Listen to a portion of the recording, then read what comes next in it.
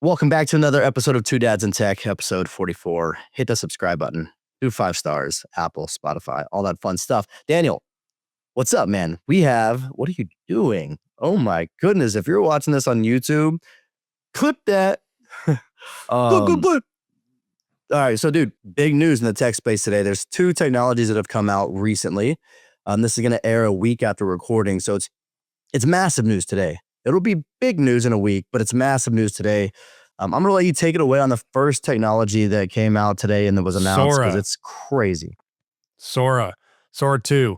OpenAI released a new model of Sora, which is Sora 2. Surprise, they have great naming convention. And it is mind-blowing. Sora 2 is the ability to create hyper-realistic videos with audio and voice with a prompt. And you can use your own likeness and create all types of videos and hyper realistic or surreal. I mean, there's people out here making like ASMR videos with Pikachu. Like I saw that where it's like real looking Pikachu doing like on the, like just crazy stuff. So it's like what I'm seeing and what is mind blowing to me is how fast I learned how to use it and created videos that are indistinguishably me. I have a video today I made in 5 seconds saying we reached 1 trillion subscribers on Two Dads in Tech and blah, blah, blah, blah, blah. By the way, this isn't even me. This is AI. And if you look closely, that's not Daniel. Like if you know me and you've heard me talk, it sounds a little different. But like if you've never seen me talk and you don't know exactly what my teeth look like it's me, and it's fooling a lot of people. And so, man, if you haven't checked out Sora 2, check it out. It's invite only right now. I'm sure they're doing that to, create a threshold of their system so it doesn't, crash, but it is mind-boggling. Here's my prediction. Prediction number 1, because I'm already seeing the feed. Sora 2 is literally a feed, just like TikTok, of all AI generated videos.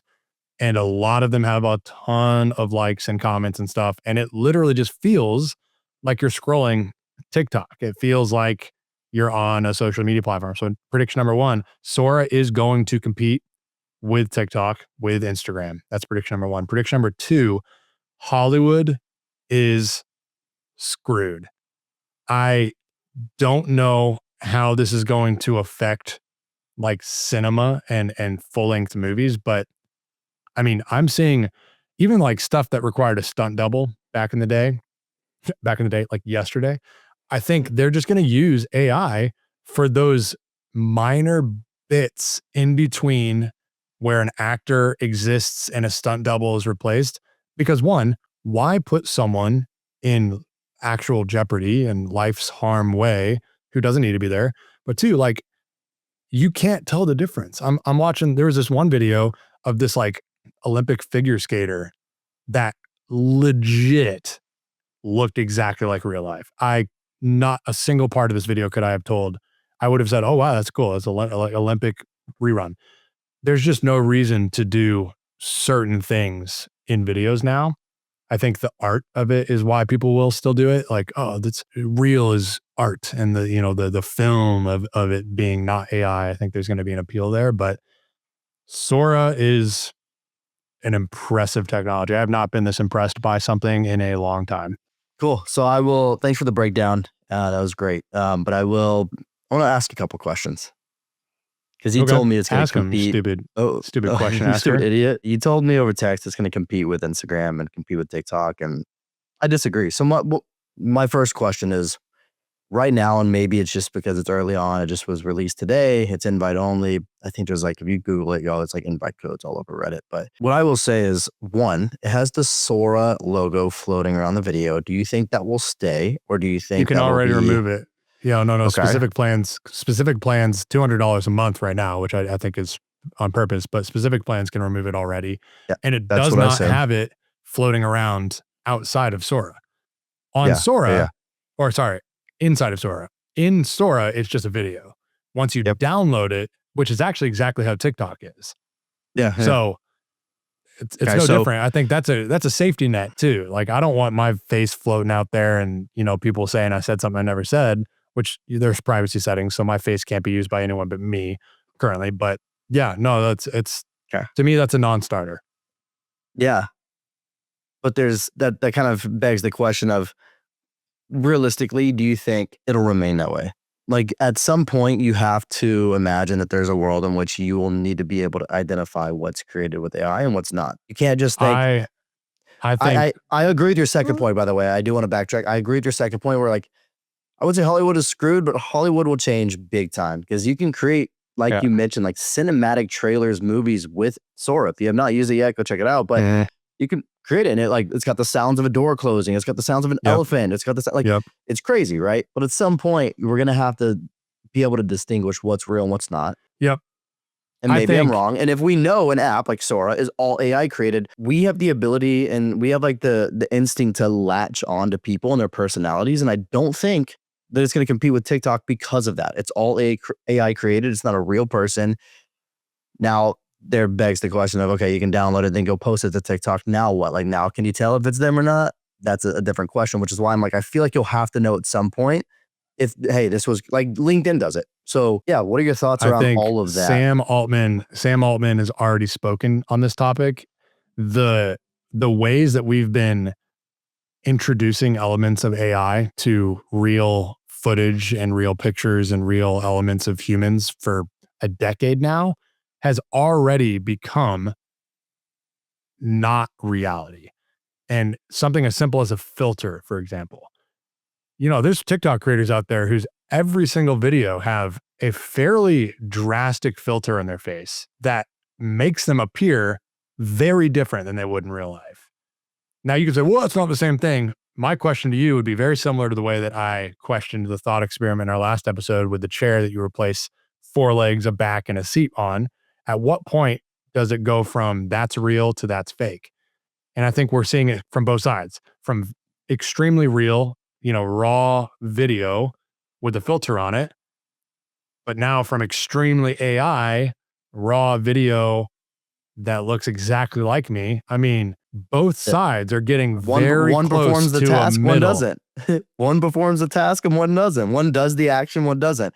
At that point, it's we're headed into a world, and I think it's very true with B2B.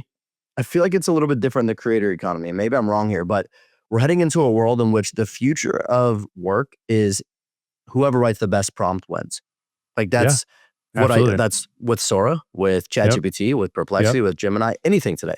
But I do think, like, for example, I think it competes with these cinematic sort of movies, but like shorts, reels, Yeah. TikTok, where it's like you're latching onto a personality. If you can't tell the difference and it gets so good to the point where you can't tell the difference, you're right. But if you know that you are watching AI videos, you're not gonna like No, no, latch onto a fake video. no, no, no. You know what I'm saying? Here's why you're wrong. There are already millionaire Instagram and TikTok creators that do not exist. I agree. Yep, there 100% is. AI. There are. I mean, we could pull up their platforms. They're Very small percentage. Very small small percentage, percentage. but Tiny. absolutely. But they exist. And how many Yeah. more exist that aren't millionaires, that aren't successful? A lot. And so we've already proven the concept with platforms created for actual people that AI can and will succeed, fully AI. So now a platform that's created specifically for those AI avatars, where people are encouraged to create an entire universe around these fake videos. I would bet my life this will be a staying power social platform. I don't know how much it will compete with TikTok and Instagram. Like, will it put TikTok and Instagram out of business? No, I wouldn't bet on that. But I cannot imagine, and whether it's like the current version of Sora or like a continuously built on social platform that Sora is now the V1 of, like, I don't know, it might have a different name, but what Sora just did today introduces a new social platform. It will succeed, and Yeah. it will last. It will not be the deep seek of like 3 days of relevance and then like who's used deep seek since 2024, like no one. It will be around. I can't imagine it going anywhere because it just introduced a brand new way of creative to the world. Yeah. I do agree that it'll be around. And I agree that like when I downloaded the app this morning, because you reached out to me, said downloaded the app, and I mean, it was pretty interesting that they created the app, and I know that they're doing this on purpose because everybody's addicted to social media. When I logged in and saw that there was just a feed, I was like, that's pretty wild that there's just like a feed of people making these AI videos. Like you don't have that today, really anywhere. Like there's not this open No, it's source feed nuts. of just AI created videos. So that's pretty cool. And I do believe that there will be channels and successful Sora creators and things like that. At the end of the day, maybe that's where the differentiators lie. Or like, hey, TikTok is we're real people talking about real things. Sora's like, hey, who can be the most creative prompter and create the most entertaining and entertaining prompts out there? Maybe that's the differentiator between the two. I think we're gonna Maybe I see. don't know. We're just gonna see. So, like, if you remember, I remember when ChatGPT first went viral. Yeah. I don't remember what year it was, 2 or 3 years ago, maybe a little longer, but It was like, right before I moved in here. It was yeah, 3, maybe 3.5 years yeah, ago. about But 3 like years ago. Yeah. like I can tell this chatbot to write something. I mean, just that very simple thought, yeah, like write a surreal 500-word post about Daniel Burke going to Mars, and like it would do it. That was mind boggling to me. Unreal. You know what's crazy? That's still mind boggling to a lot of people, which is just so telling of how fast technology has developed that to me, I'm unfazed by that. That's just a fact. It's the That's same as table a stakes. McDonald's Yeah. existing on every corner and Starbucks having coffee. I'm like, yeah, of course ChatGPT can do that. There are people that just don't like most of the humans, most people in the world are still mesmerized by AI's ability to do literally anything. Yeah. And so that we've already gotten to a place where AI can create cinematic quality, sound production value videos. I mean, I'm Yeah. thinking of Yeah. like, what about the next presidential election or how we Yeah. perceive global events? How will other countries use this in their own civil or cold wars to do propaganda? Like there's so much that will be used or that this will be used for beyond just the fun Yeah. little doohickeys. Like I told Sora this morning to make me like Ashton Hall, where the videos where I he's like saw that. sprinting next to, Yeah. and I'm like, I didn't give it much instruction, but it gave me something pretty funny. And like, it's just silly and fun. Yeah. And I think to your point that you've made a couple times of, humans will always have their own creative outlet to do what humans do. I do think there's going to be an aspect of it. Like right now, if you're into art, I've bought some paintings before. There's artists will typically have a few levels of their paintings, like really, really high end art. You have the art that like there's one, and this is the only thing I made. Anything else is going to be slightly different because I literally painted this with a brush. That's art. Then you might have a digital concept of that art piece. And in many cases, they either have an unlimited print of that, which is like a devaluation. It's like, well, you could get this, anyone could get this on Amazon. It's a digital render of this very unique piece of art. But in some cases, they have like one of 50. There will only be 50 versions of this even digitized version of my artwork. So it adds a little bit of like uniqueness to it and like even like scarcity. But I think that concept of art being valuable and unique and something no one else can do, that's something that spans time and technology. I mean, people started creating art.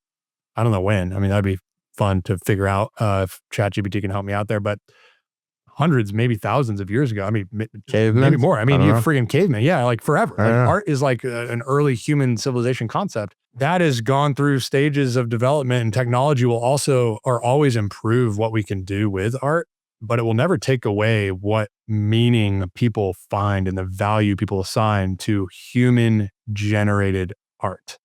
And so I think that's where this continues to be a competition of like, well, yeah, Sora can do all this crazy stuff, and there will be those that, oh, this is art. I mean, kind of. I guess I could agree with that in some cases, but like, there's a difference between you putting a paintbrush to a canvas and making something beautiful, or even building something with your own hands, and like basically telling someone else to do it. I mean, that's what Sora Yeah. is. Like, I'm going to tell this person to do it. It's like commissioning an artist. Sora is the Yeah. artist. You're not an artist. Sora is the artist. You're just Yeah. telling it what to do, So I can see some arguments there. It's a really good spot right now. And one, I wonder if down the road, if Sora will allow the ability to just like record yourself and be your creative self, and then maybe have some AI, imagery into that video that you created, right? And so I think right now, like what it is today, it's new. So what it is today, it gives that creative person the resources and ability to go out there and create things. But I will say, like, you running next to that truck, I watched it a handful of times. Like, I know it's not Pretty you, cool, right? I know it is But cool. it's pretty cool. No, it's really cool. It's really cool. It's extremely cool. And like the fact that like your face looks like you, which is great, but you can still just tell like this is too perfect. The picture's too perfect to be. Well, yeah, the ears were a little too big. Like I look at it, it's always going to be way easier for you to tell you are AI than other people. So there's stuff I noticed about me that I'm sure most people wouldn't pick up, but yeah, just incredible. It took me 10 seconds to write that prompt, and then I waited for it to load, and it was a fully generated. I put it on TikTok, by the way. Oh, did you? No notes. I just put it on TikTok. I downloaded, put it on TikTok. This is a Sora floating thing. I don't even care. I'm interested to see. Dude, I even put a meme on Twitter. You know that why is meme? there? Wait, like, I gotta figure out how to make money on this thing. You know that one from? Yeah. I think you should leave. I think is what it's called, the Netflix show. But like, yeah. I literally have it. Like, I got to figure out how to make money on this thing. Like, people are gonna get ridiculously rich with Sora. People are going to do that. Oh, I want to be that. Question: Why when you ridiculous? Why? Yeah, you should right now. But why when you uploaded it did it have the Sora floating thing? So when you that's what I was saying earlier. When you download a video from Sora, I thought it removed it, or you need to be paying for it to remove it. I said it backwards. When you download it, unless you have this $200 a month plan, which I don't have, I have a $20 a month plan. Allegedly, I did some research before this, and if you have the $200 a month plan, I think they let you remove the watermark. But no, if you download it, just like on TikTok, if you download it, although TikTok's fixed some of this, with if you post it, you can download without a watermark and stuff. But how TikTok used to be, if you download it from Sora, that floating thing is going to be right there in the download wherever you put it. Got it. Okay. I misunderstood. Yeah. No. It's really interesting. I think I think that it'll open up the door for a lot of creative things that couldn't have ever been done before to be possible, and it'll allow people that do have creative minds, creative thoughts, and like just people that maybe want to be into like script writing or anything like that. Like could be a great outlet for them. It's just hard for me to believe that people will become obsessed and consumed with an application where it's just AI videos, and subconsciously none of this is a real person, right? Like there's not a real person. Like maybe somebody's typing it, they have a team that's typing it, and again, it might evolve. It might evolve to the point where like it is real people doing real things, and then they can just like add these AI fun features to it to make it look super cool. Who knows? Yeah. But right now, I don't know. It's hard for me to believe that will be where the world is. And also, who wants another social media app, man? Nobody needs another social media app. Well, I would say what's interesting, man, I'm so philosophical. Like this is where my mind always goes with these questions is, I can't even remember the words you just said. You said, it's not real. You said it's not. Okay, well, what about influencers now? There's all these like third person views of influencers like filming themselves. There's one that went viral recently where, the person takes a sip and he's like, oh yeah, this is great. Check out this new drink at this new coffee shop, blah, blah, blah. But then after he stopped recording himself, someone else was recording him and he was like, "Bleh," and he like spit it out. And it's like, one, that could have been staged. Who cares if it was? But that has to be how even it operates right now with influencers, commercials. I mean, how many of those commercials have you seen where like Michael Phelps is smashing some McDonald's? Like, we know Michael Phelps was in the height of his Olympian career was not eating Big Macs, but he took a bite. Guarantee he didn't finish that thing. He may have even spit the bite out. Like, and I don't even know if Michael Phelps was in a McDonald's commercial. That's just an example, but like that type example, of reality, reality already exists where that's a real person. Well, is this a real thing though? Like, Yeah. the Galaxy 4, I think, or whatever, that smartphone flip phone that just came out recently, that there's like tons of influencers, Jaden Smith and I don't know. That's the first one that comes to Are you mind. gonna say they're using an iPhone, but they're just sitting there? Honestly, that is a question I They have. I'm probably like, are. yo, They these probably jokers are. definitely are not agreeing text in the group thread. So I don't know, Yeah. man. I think Yeah. No, I get what you're saying. Like at the influencers end have of the day, already changed the world. we've already been played. What's gonna hurt if we get played 100%? Like we're I already know. getting fooled.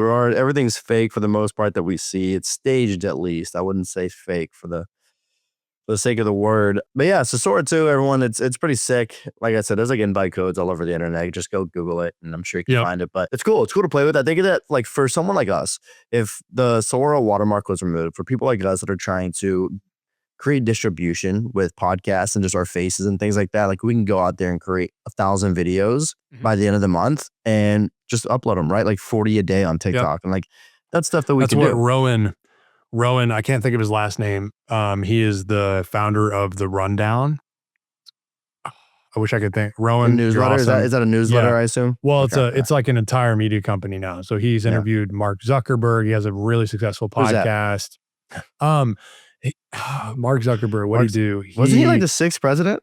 He's a dad in the West Coast, I think. I don't know. I can't remember.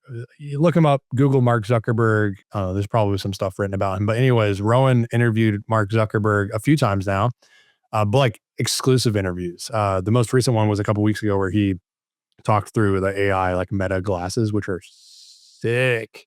By the way, I think I said this in the last episode. I'm totally gonna get some. So, anyways, I won't bore you all to death with that. But he has a very successful Instagram channel of all AI generated videos that are him. So the AI generation, he's gotten really good. Where it's like, honestly, maybe you can tell it's not him, but you might not be able to. But it's like very high value educational content in line with all the other stuff he's doing with Rundown, but it's not him. And so he's able to create like insane amounts of very high quality videos because it's all AI. So I think there's already a lot of this stuff happening that some people may not even be aware of. Yeah. What do you think about having another social media app for kids, for us, for adults? I mean, social media is not going to go anywhere. We're just going to keep on evolving. Is that just like when? When is it too much, man? Now, I mean, I think it's already too much. Yeah, it's crazy. I think we've talked a little bit about the resistance that I think is going to start forming. Yeah, I agree. It's already in our generation Because of Sora. Yeah, right. Sora's like the straw that broke the camel's back. There's like an entire like human resistance and rebellion. That'd be funny. Honestly, not even far fetched. But I think like you got to imagine when we were kids, we were just starting to use technology in our day-to-day life. But like when I was a kid, like before I was even 10, 5 years old, 6 years old, we had a computer. Every now and again, I'd play like Minesweeper and I would play like Roller Coaster Tycoon. But that Did you was ever like, play backyard baseball? yes, backyard football, Dude. backyard soccer, all of the backyards. There was Pablo amazing. Sanchez was a Pablo G. Sanchez is the man. Yeah, he was a He was G. the man. Yeah. Blitz 2000, when that came out, I was 7 years old on the N64. Like there's so many good, but like I didn't even have the like itch to do that every day. I probably enjoyed doing that when I did do it, but like I wasn't obsessing on Roller Coaster Tycoon every single day and like I gotta get my fix like iPhones do to us now. We were at the very beginning of daily technology use. So you and I have both seen through the last 30 years that gradual increase of more and more and more and more. We are way past the point of it being too much. And I'm curious how our kids are going to figure out, like, how do we get our lives back? Like, how do we get back to playing in the grass outside and having picnics and not having a TV in every room of the house? Like there's already these, I would say like counterintuitive, countercultural families who are like, we're not going to have TV at home. And it sounds like absurd. You're like, what are you going to watch your TV on if you don't have a TV? Like, it's like you can't even comprehend a family doing that. But I'm like, okay, like I remember when I first heard, there's like probably 5 years ago, I was reading a book where someone did this, like no TV in the house ever. There's 0 TVs even plugged into the wall. I'm like, that's insane. But now I'm like, low key, like kind of tempted to, He's on to but something. Yeah, yeah, yeah, like maybe there's something there. Like, I don't know. I yeah, don't know, man. dude. I know. We don't need a new social media app. That's not going to stop people from creating new social media I know. platforms, though. That's the I know. problem. They're so successful. If you get it right, so many people, the user adoption, there's nothing Yeah, else like it. The user adoption of a social platform that's done right. And those are the hardest platforms to create, social media platforms. But when you get it right, I'm like, I see why people yeah. keep doing it. Yeah. And moving on to technology too. I don't know how much you have looked into this, but I was researching it a bit yesterday. Okay, so this is perfect. You're going to be like, holy cow, really? I can't So wait. I can't wait. Blow my mind. there was about 15 episodes ago, we talked about vibe coding. And Yep. everybody, vibe coding is you have an idea and you can build an app just by typing it. And so that's really it. It can expand further than that, but that's the short shtick. And so there's V0, there's Bolt, Replit, Lovable, all of these different technologies that allow you to vibe code. Well, Lovable is one that we hear about the most because they scaled to like 100 million in ARR and like, what was it, like 6 months or something crazy, some Very crazy. Like they fast. had like a team of like 10 and then got to 100 million ARR. Now, what I do think is they count money in a way in which I think should be illegal, where it's like, okay, we have, let's just call it for easy numbers, 100,000 monthly users, and they all pay us $5 a month. You know, that's 500,000 MRR. So multiply that by 12, and that's our ARR. Even though those Yep. users can churn Yep. off whenever. So I don't love that way of counting revenue, but anywho, they came out with Lovable Cloud. So when we recorded we had a whole episode. If you haven't listened to it, go listen to it on vibe coding. Why we think it Yes, we is the did. future. I uploaded that to LinkedIn with like this hook where it pissed off a bunch of software engineers. You're an idiot. You've never built anything. You don't know anything about coding. Blah blah blah. And even in that episode, we talk about how it's just not there from a back end perspective. Like vibe coding is not there from a back end perspective, but it does good designs and it does good user workflows and things like that. Oh man, I just remember all the people that got so mad on my post. God, they just crapped all over me. Anyways, Lovable Cloud came out, I believe, yesterday or 2 days ago. It solves for that. So Yeah. you don't Tell me need to about it. be an engineer to spin up a backend system. So a database, a schema, any sort of structure for your code, it will go ahead and create the database for you. It'll create the whole app for you, and it'll sync everything from the back end to the front end, and the back end will change just based on you typing.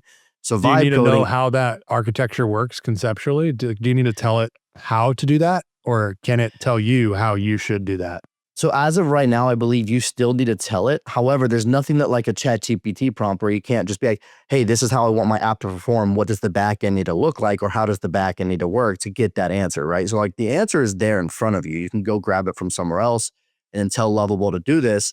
But like the whole, like, let's say that you build an application and you scale it to 100,000 users. There's a really good chance now that will scale. That you won't have any issues running into like downtime or crashing because of you not knowing how to scale an application, because it scales the database for you. It does that all for you.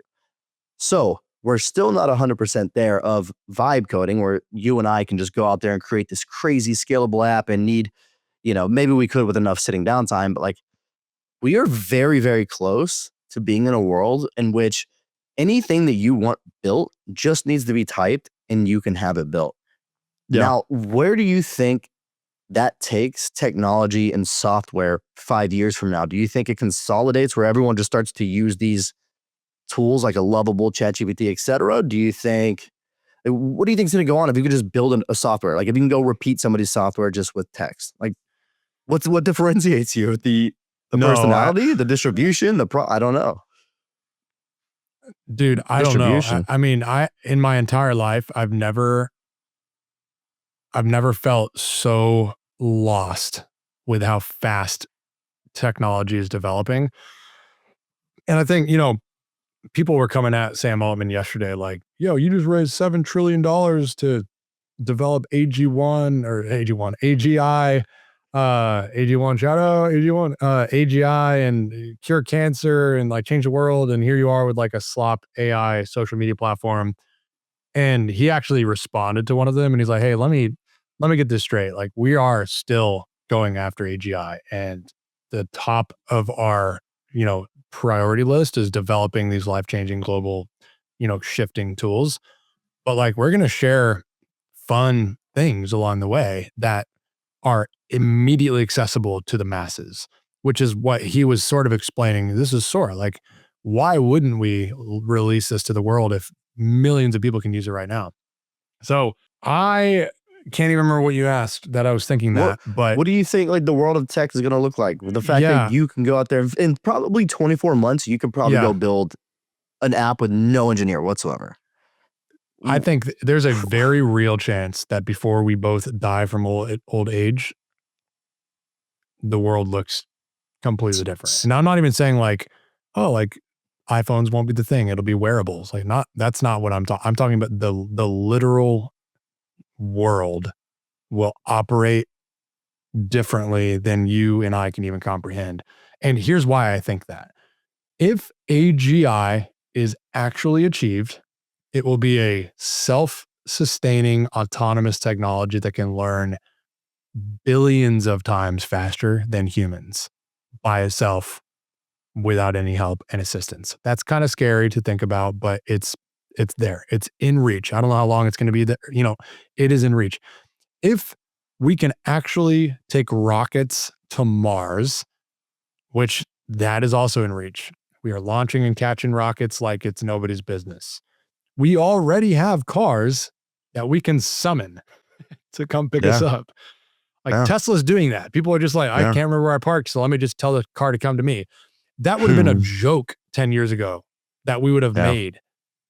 I'm like the Jetsons, it's like the whatever 70s or 80s cartoon show like that. That's like just most of reality now. Still not quite there, but like what used to be sci-fi is just already what's happening. And so when you think of autonomous robots doing house chores, AGI, how fast technology, you can't even keep up with how fast it's changing. Dude, 50 years of this? Bruh. Yeah. I Dude. mean, the world just will not look the same at all. And I don't even know how to elaborate on that other than that it just won't. Dude. It will not be the same world we know right now. It won't. It won't. And with that, I've got a few different business ideas for where the world is going. All right. One, Sora AI creator is already checkbox. So number 2. Yeah, no. So I look at the world, right, where it's headed. One, data centers are being built everywhere to house the compute for these machines, AGI, et Demo cetera. data. So good. No, yeah. So Demo is coming out. We are now a commercial real estate firm, and we own buildings that you can host your data centers. Dude, our shtick should be, instead of Brian LaManna, it should every single episode, you should just say what Demo is. It should be something different. Demo is now launching a McDonald's Burger King conglomeration. Dude, that's what ChatGPT is doing. Obviously, they have a lot more resources and money, but so there's that. Okay, right? So like literally just being able to buy like somewhat old commercial buildings where people need to house their PCs, their computer. There's one. The second one is like power grids. So I have a family friend that works like at a power grid company, and they're blowing up because of how much power needs for AI, right? Like AI needs a ton of power. So any sort of like power grids, you can probably even have like a smaller version of it and just like build like this little, almost like a self-storage, right? But instead it's like a self-power grid where it delivers energy. I read something Go ahead. on the power grid that it was either the Sahara Desert or one of the big deserts in like the West Coast in like Nevada or something. I love desserts. I know desserts are great. In theory, if you put solar panels in the entire desert, whatever this desert was, you could power the entire world from the amount of solar energy that would be generated from the sun. And I'm like, questionable. Like, is that true? But if it is, why don't we do that? Like, I'm like, China's literally building underwater data centers because of how hot it gets to operate the processes. And it's like in the ocean. I'm like, yo, that's nuts, first of all. And there's probably some ecological impacts I don't know about, but like, why don't we just start building solar panels like in the friggin' desert? I don't know. I'm sure it's not as easy as doing that. I live in like the middle of farms. It is. Yeah. I live in the middle of farms, and there's like there's a solar farm literally like 2 minutes away from me, and it's huge. Yeah. I'm like, oh my goodness. Wind farms, dude. I don't know how much in the Midwest is produced by wind, but I'm like, there can't be that much energy coming off of these things. But then I saw a wind. Have you ever seen them transport the blades of a big wind? propeller blades? Yeah, on the road. It takes up 3 lanes on the freeway and huge. like 2 fully extended semis side by side because there's a curb. So there's two semis side by side. Holy crap. I drove by one once and there's like 3 or 4, blinking pickup trucks in front and behind and on both sides. It's the most insane. Just for a blade. I was like, I guess you got to transport it somehow. Anyways, what's your third business I always idea? wonder that too. When I'm in a farm, like when I'm driving to the Midwest and I see a massive wind farm, I'm like, how much energy is right here? Like, I don't feel it. Yes.